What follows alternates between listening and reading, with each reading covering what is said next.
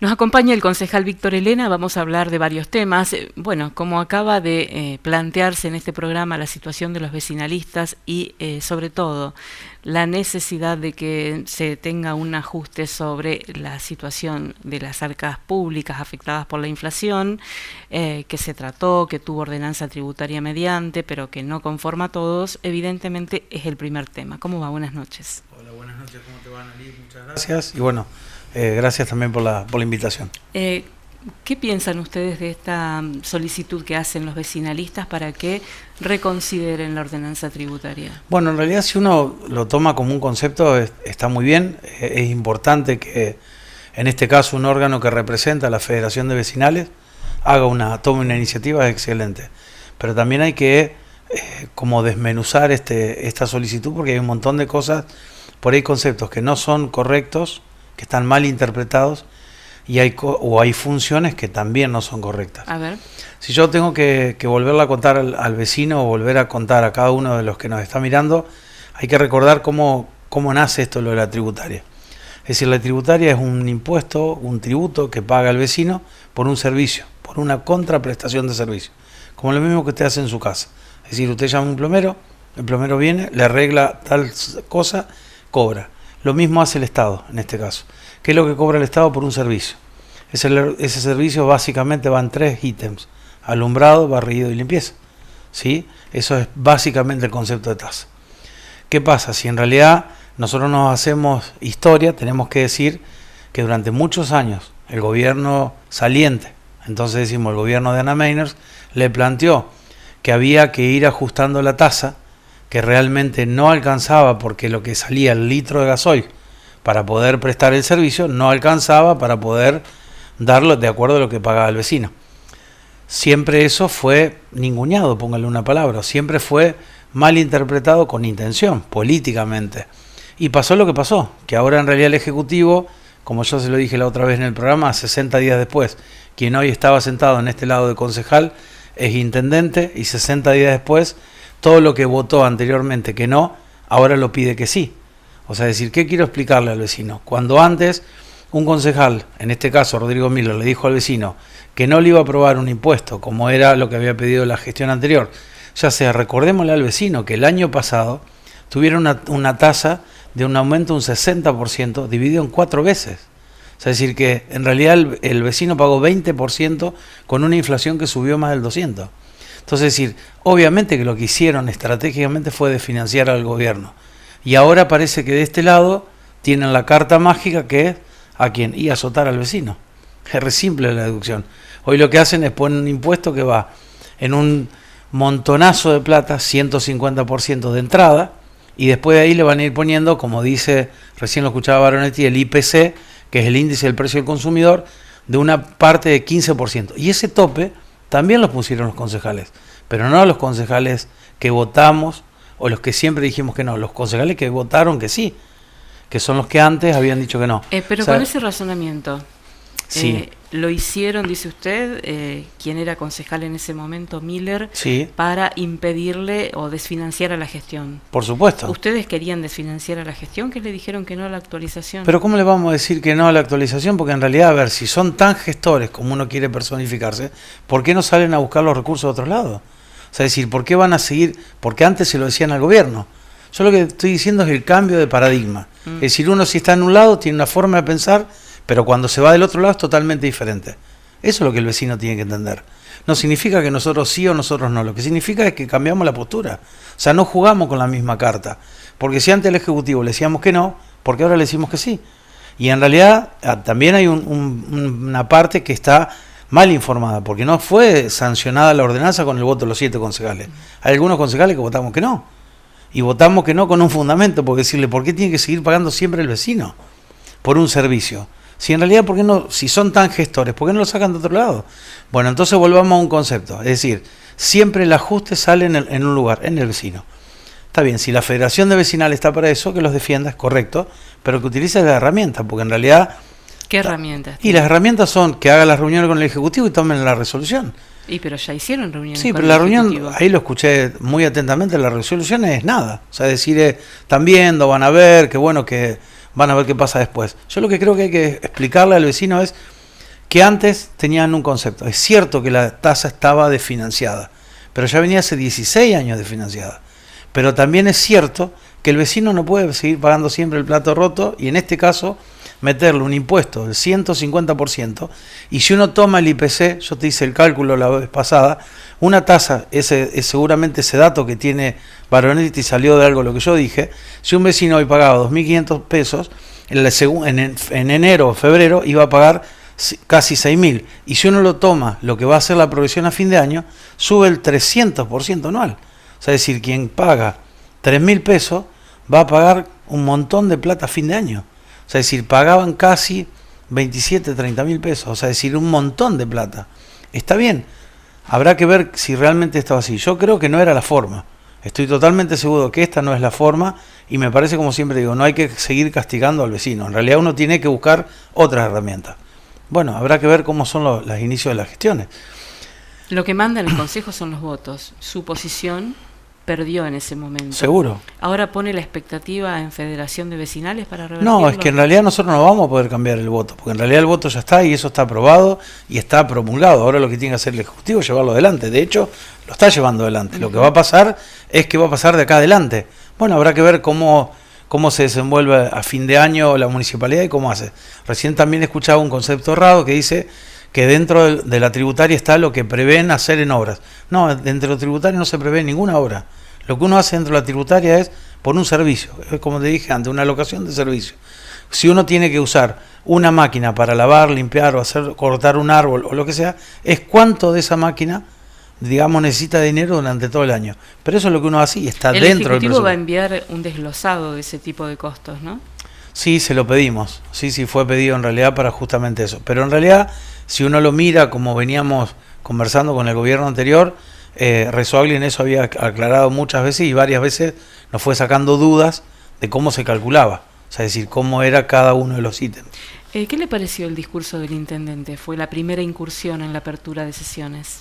Bueno, lo primero que te voy a decir es lo mismo que dije la otra vez en tu programa. Pero ahí no lo había escuchado. No, pero tuve el mismo concepto, por eso me dijiste cuál es la opinión, es la misma. La verdad que creo que no se hace política diciendo lo malo que recibieron, sino en realidad creo que deberían haber sido un poco más humildes, es decir, todo lo que recibió.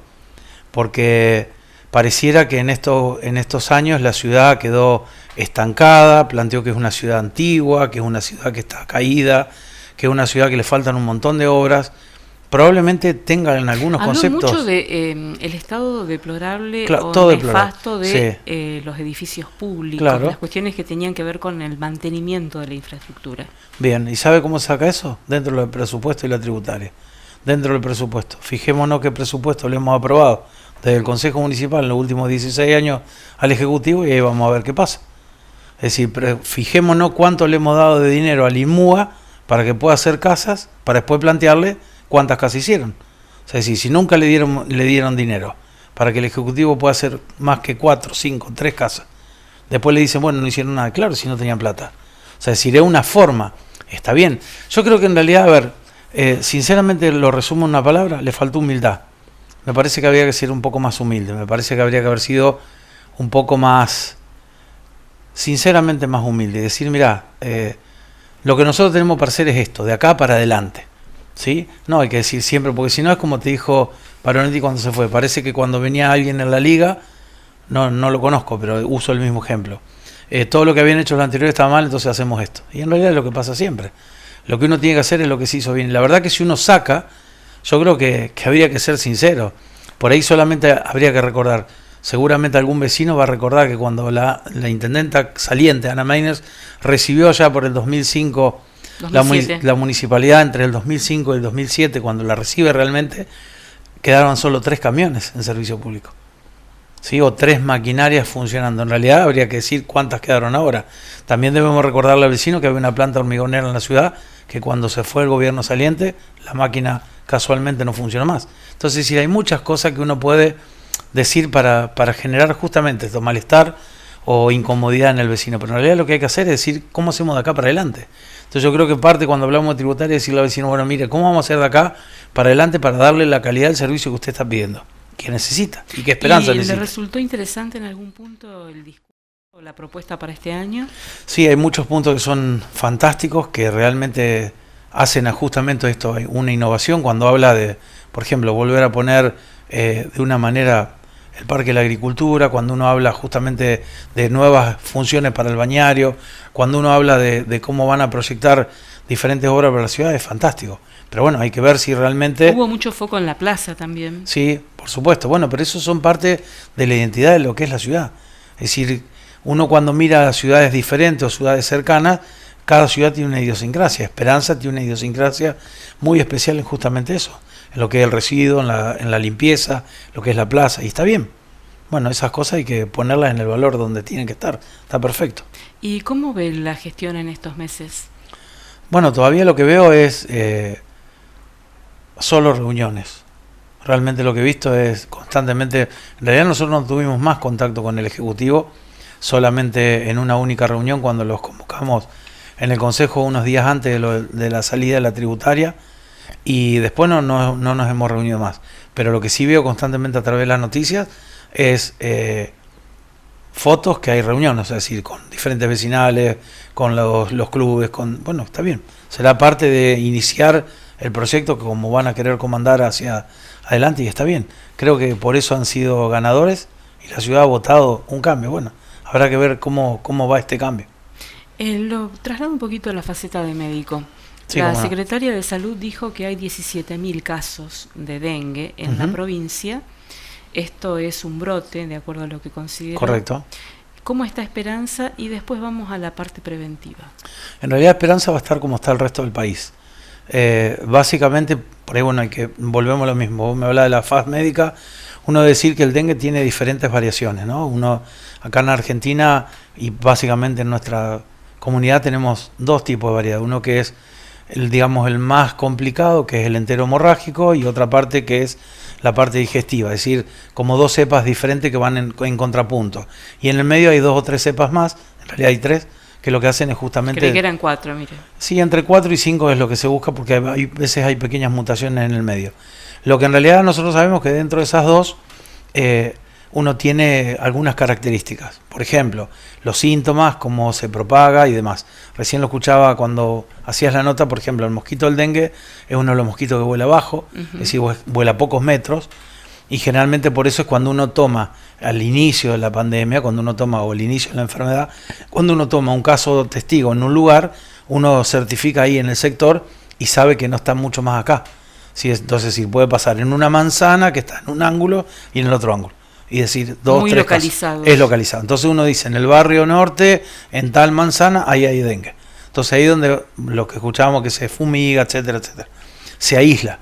Pero en realidad lo que pasó en el tiempo es que en Esperanza está pasando lo que se llama la libre circulación. Es decir, si nosotros tomamos hace 2 días, ayer, hace 14 días que Esperanza se declaró de lo que es zona de libre circulación. ¿Qué significa eso?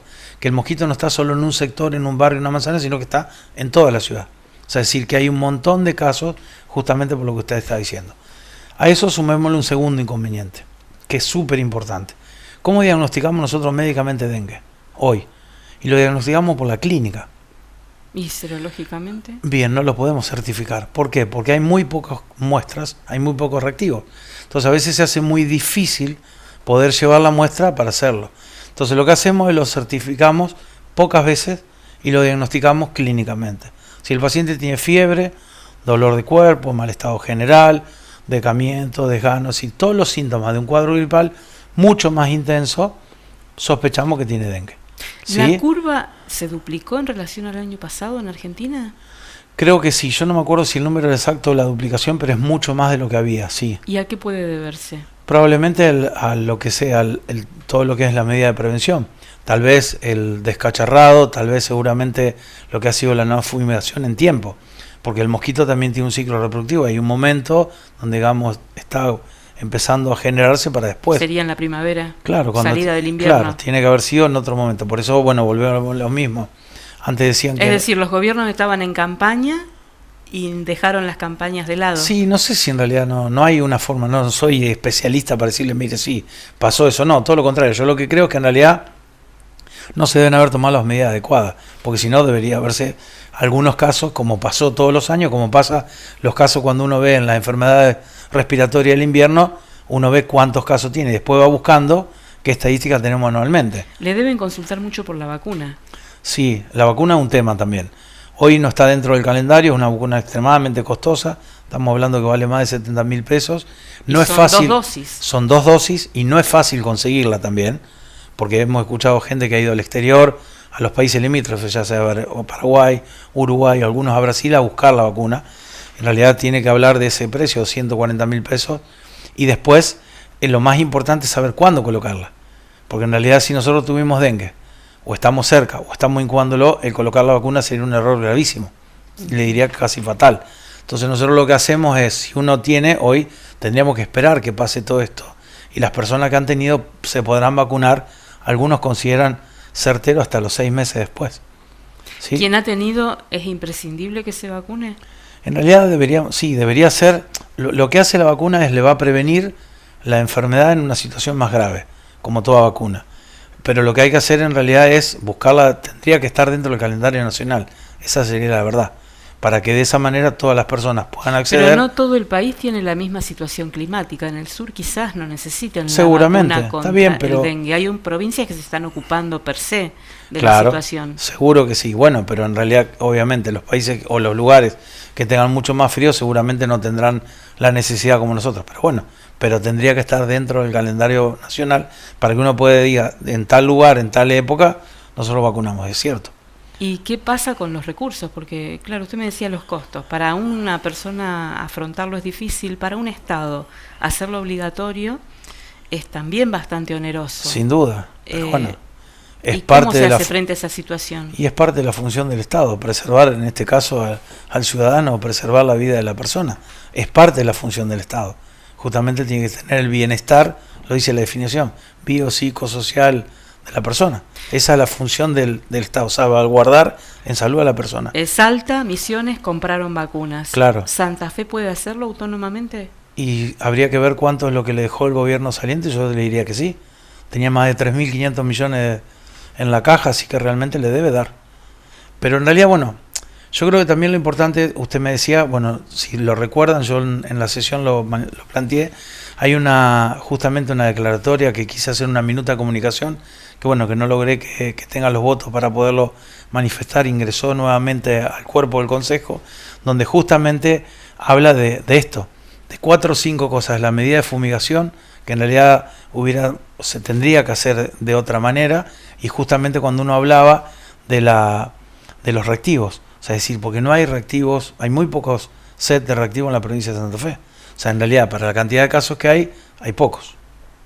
Por eso nosotros también se planteó en el Senado provincial, de que en realidad en los diferentes lugares, bueno, en este caso lo planteó el senador del departamento de Las Colonias, Rubén Pirola, que debería haber también set, digamos, acá, que no hay.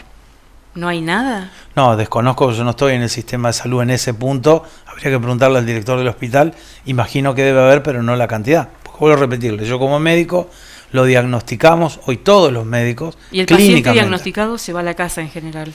Generalmente se va a la casa y la verdad que muchos la pasan mal, porque uno ve también en las guardias, escuchaba, usted recién hablábamos fuera de cámara, el doctor Fregona, que es uno de los directores del Sanatorio Esperanza, y decía que la guardia realmente está colapsada.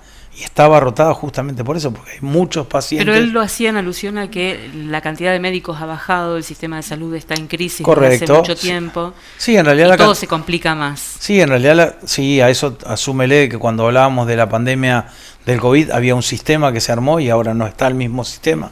Hablo de la parte pública, también a eso súmele de que en realidad mucha gente consulta y a verse, como dices, bueno, si hay pocos médicos es muy difícil que uno tenga la demanda tan rápido resuelta, pero se resuelve. Y lo más importante es que si uno tiene muchos pacientes con probabilidad de tener dengue, lo que hacemos es justamente como usted, es decir, pasamos el cuadro en la casa con controles a lo mejor más no tan específicos, que podría decirte un poco más rudimentario, cuando a lo mejor si estuviera internado y demás el control fuera diferente, pero no lo podemos hacer. Gracias, muy amable. Gracias a usted.